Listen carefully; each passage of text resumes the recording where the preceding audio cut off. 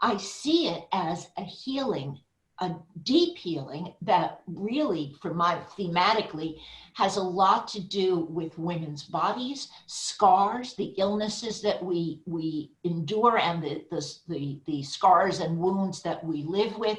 And so to me, I think it is about, obviously, it deals with rape, and it deals with survival and fighting. I don't see myself, no way, believe me, I would agree, I'm no way victimized by this, and that doesn't appeal to me. But what deeply appeals to me is the sense that you can deal with, come through a lot, and come out fighting in ways that are positive and powerful. And so it is very unusual. This was just a set of circumstances why I decided to take these 3 parts of the memoir, very short, put them together, turn them into voices for a stage.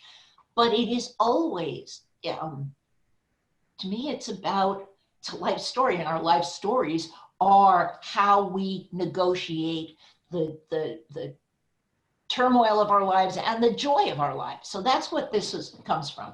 So I think it speaks to older women, to anybody who's ever had a scar in their life, to victims of sexual violence, and then just women. Hello, women.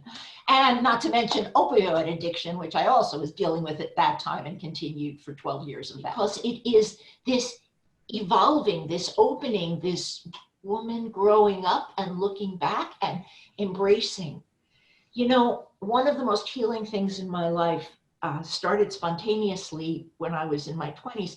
When I was little, I imagined a goddess who came and protected me. And then later, years later, in my late 20s, I was acting, I was doing a monologue, and I saw the little girl that was me, and suddenly the roles reversed. So now I'm not a goddess, but I'm that woman who came to take care of the girl. That's what this is about for me. I'm taking care of that girl.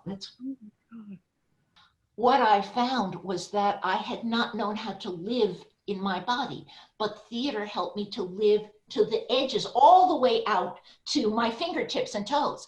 I became a person by writing and by on stage. And I very much didn't know, I needed to be seen and heard. What I want to say is a deep sigh. I want people to breathe. I want people to feel whatever they feel for reasons I don't understand. When I look at it, go to it now, I start to cry.